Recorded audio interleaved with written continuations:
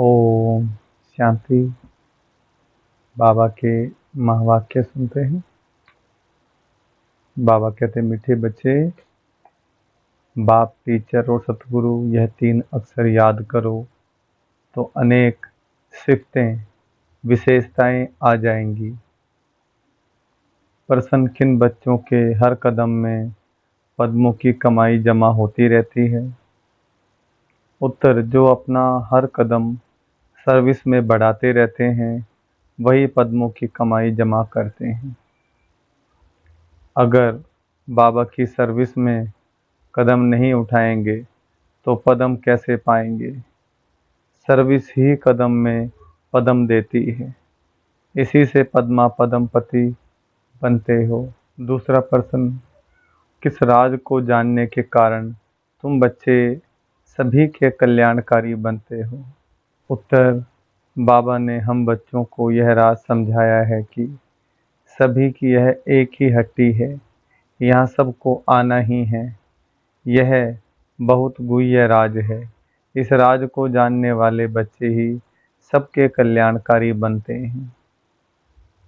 ओम शांति। रूहानी बाप के रूहानी बच्चे यह तो हर एक जानते होंगे कि बाबा हमारा बाप भी है, टीचर भी है और सतगुरु भी है। बच्चे जानते हैं, जानते हुए भी घड़ी घड़ी भूल जाते हैं। यहाँ जो बैठे हैं वह जानते तो होंगे ना, परंतु भूल जाते हैं। दुनिया वाले तो बिल्कुल नहीं जानते। बाप कहते हैं, सिर्फ यह तीन अक्षर भी याद रहे तो बहुत सर्विस कर सकते हैं। प्रदर्शनी अथवा म्यूजियम में तुम्हारे पास बहुत आते हैं, घर में भी मित्र संबंधी आदि बहुत आते हैं। कोई भी आए तो समझाना चाहिए कि जिसको भगवान कहा जाता है वह बाबा भी है, टीचर भी है और सतगुरु भी है। याद हो तो भी ठीक, और कोई की याद ना आए और कोई को तो ऐसे कह ना सकें। तुम बच्चे जानते हो हमारा बाबा बाप भी है, टीचर भी है, सतगुरु भी है। कितना सहज है। परंतु कोई कोई की तो ऐसी पत्थर बुद्धि है जो यह तीन अक्षर भी बुद्धि में धारण नहीं कर सकते, भूल जाते हैं। बाबा हमको मनुष्य से देवता बनाते हैं क्योंकि बेहद का बाप है ना। बेहद का बाप है तो जो बेहद का वर्षा ही देंगे। बेहद का वर्षा है देवताओं के पास। इतना सिर्फ याद करें तो घर में भी बहुत सर्विस कर सकते हैं। परंतु यह भी भूल जाने के कारण किसको बता नहीं सकते, घड़ी घड़ी भूल जाते हैं क्योंकि सारे कल्प के भूले हुए हैं। अब बाप बैठ समझाते हैं, वास्तव में यह ज्ञान बहुत सिंपल है। बाकी याद की यात्रा से संपूर्ण बनना, इसमें मेहनत है। बाबा हमारा बाप भी है, शिक्षा भी देते हैं, वर्षा भी देते हैं, पवित्र भी बनाते हैं क्योंकि पतित पावन बाप है। सिर्फ कहते हैं कि सबको यही कहो कि मुझे याद करो। बाबा की सर्विस में जरा भी कदम नहीं उठा तो वह फिर पदम कैसे पाएंगे। पदमपति तो सर्विस से ही बन सकते हैं। सर्विस ही कदम में पदम ले आती है। सर्विस के लिए बच्चे कहाँ कहाँ से भागते रहते हैं, कितने कदम उठाए जाते हैं। पदम तो उन्हों को मिलेगा ना, यह भी बुद्धि कहती है पहले शूद्र को ब्राह्मण बनाना है। पहले शूद्र को ब्राह्मण बनाना पड़े, ब्राह्मण ही नहीं बनाएंगे तो क्या बनेंगे। सर्विस तो चाहिए ना। बच्चों को सर्विस का समाचार भी इसलिए सुनाया जाता है कि टेम्पटेशन हो। सर्विस से ही पदम मिले हैं। सिर्फ एक बात ही सुनाओ जो दुनिया में और कोई नहीं जानते।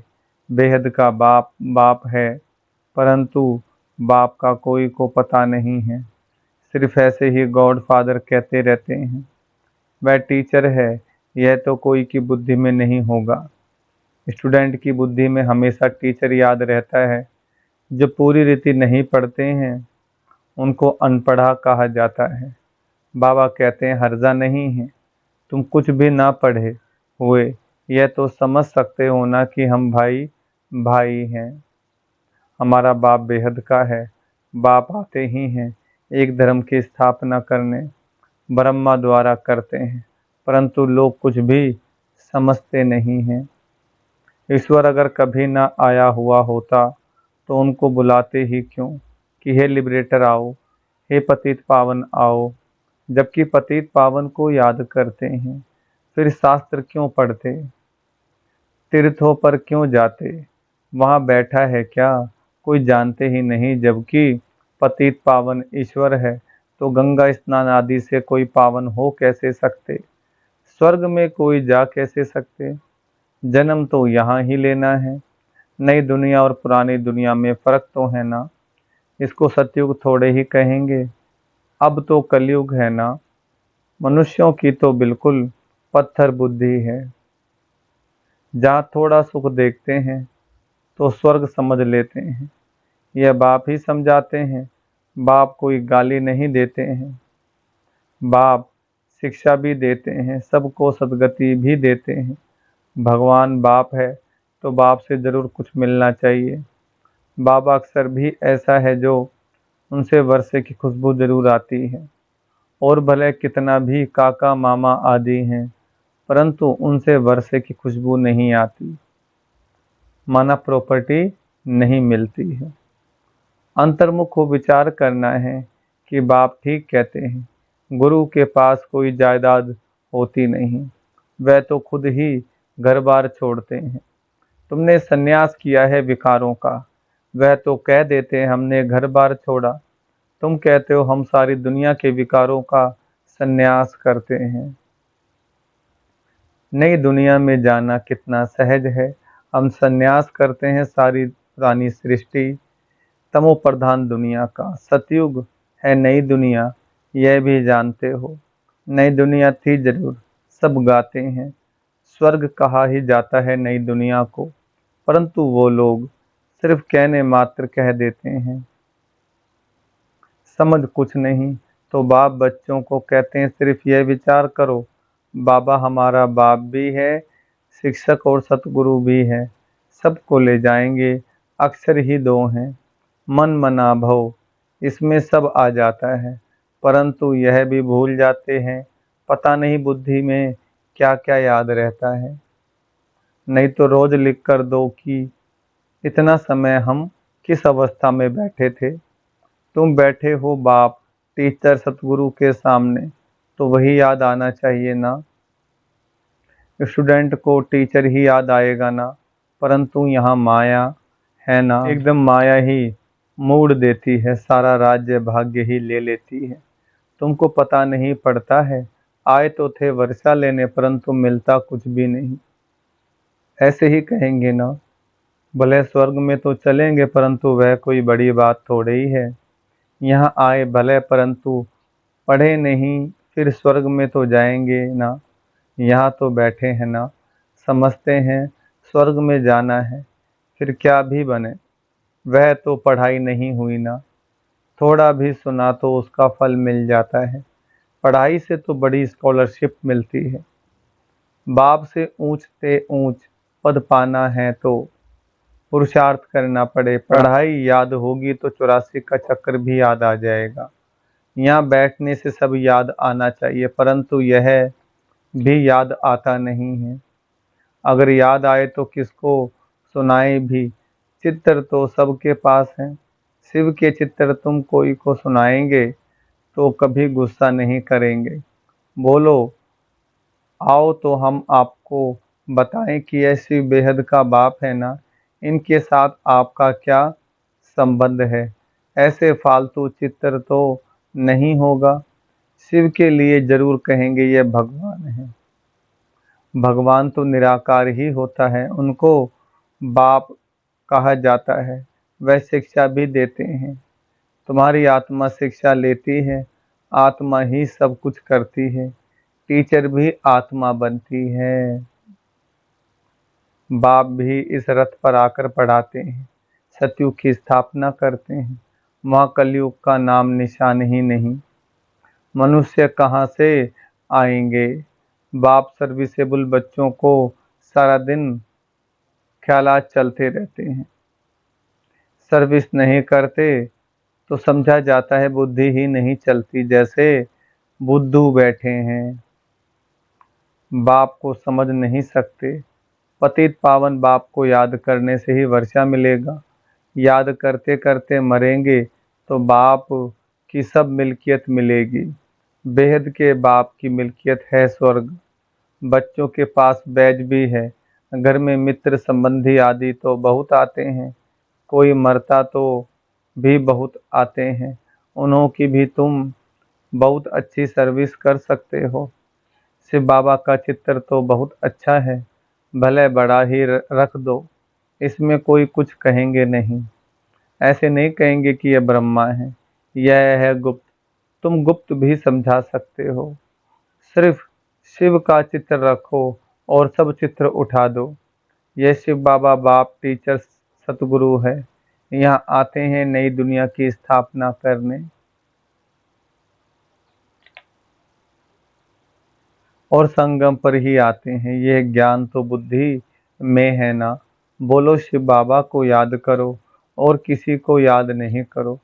शिव बाबा पतित पावन है, वह कहते हैं मुझे याद करो तो तुम मेरे साथ आकर मिलेंगे। तुम गुप्त सर्विस कर सकते हो। ये लक्ष्मी नारायण इस नॉलेज से ही बने हैं। कहेंगे शिव बाबा निराकार है, वह कैसे आते हैं? अरे तुम्हारी आत्मा भी तो निराकार है, वह कैसे आती है? वह भी ऊपर से आती है ना पाठ बजाने। यह भी बाप आकर समझाते हैं। बैल पर तो आ न सके, बोलेगा कैसे? साधारण बूढ़े तन में आते हैं। समझाने की भी बड़ी युक्ति चाहिए। कोई कहते तुम भक्ति नहीं करते हो। बोलो हम तो सब कुछ करते हैं। युक्ति से चलना होता है, किसको उठाने लिए सोचना चाहिए। क्या युक्ति रचे? कोई को नाराज भी नहीं करना है, ग्रस्त व्यवहार में रहते सिर्फ पवित्र रहना है। तुम कहते हो बाबा सर्विस नहीं मिलती है। अरे सर्विस तो बहुत कर सकते हो। गंगा जी पर जाकर बैठ जाओ। बोलो यह पानी में स्नान करने से क्या होगा? क्या पावन बन जाएंगे? तुम तो भगवान को कहते हो हे पतित पावन आओ, आकर पावन बनाओ। फिर वह पतित पावन है या यह? ऐसी नदियां तो ढेर हैं। बाप पतित पावन तो एक ही है। यह पानी की नदियां तो सदैव हैं ही। बाप को तो पावन बनाने के लिए आना पड़ता है। आते भी हैं पुरुषोत्तम संगम युग पर, आकर पावन बनाते हैं। वहां कोई पतित होता नहीं, नाम ही है स्वर्ग। नई दुनिया अभी तो है पुरानी दुनिया। इस संगम युग का तुमको ही पता है और कोई समझ न सके। बाप तो अनेक प्रकार की सर्विस की युक्तियां समझाते हैं। बुद्ध भी न बनो, कहते हैं अमरनाथ पर भी कबूतर होते हैं, पिजन पैगाम पहुंचाते हैं। ऐसे नहीं, परमात्मा का पैगाम ऊपर से कबूतर लाएंगे, यह भी सिखलाते हैं। उनके पाँव में लिखकर बांधेंगे तो ले जाएगा। उनको सहज रीति दाना मिलता है तो और कहाँ भटकने की दरकार नहीं। तुमको भी यहाँ दाना मिलता है। तुम्हारी बुद्धि में है विश्व की बादशाही जो यहाँ से मिलती है। वह फिर समझते हैं दाना यहाँ मिलता है तो फिर हिर जाते हैं। तुम तो चैतन्य हो, तुमको अविनाशी ज्ञान रत्नों का दाना मिलता है। शास्त्रों में भी है चिड़ियाओं ने सागर को सुखाया। बहुत कथाएं लिख दी हैं। मनुष्य कहेंगे सत्य, फिर कहते हैं सागर से देवता निकले, रत्नों की थालियां भरकर ले आए। कहेंगे सत्य, अब समुद्र से देवता कैसे निकलेंगे? समुद्र में मनुष्य व देवता रहते हैं क्या? कुछ भी समझते नहीं। जन्म जन्मांतर झूठ ही पढ़ते सुनते रहते हैं।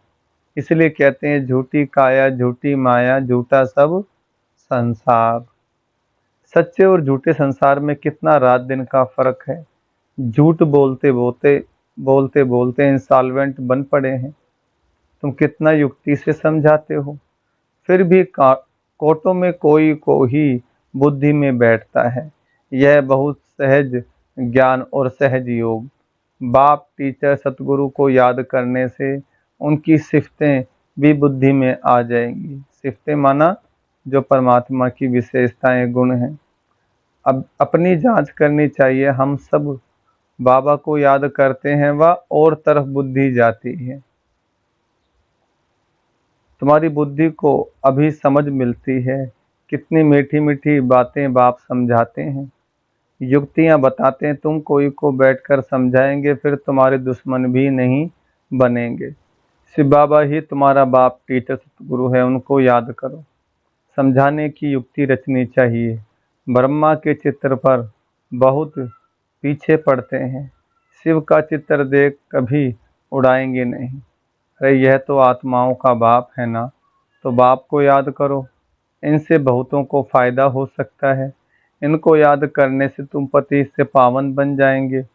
वह सबका बाप है। एक बाप के सिवाय कोई की याद नहीं आनी चाहिए। और संग तोड़ एक संग जोड़ना है।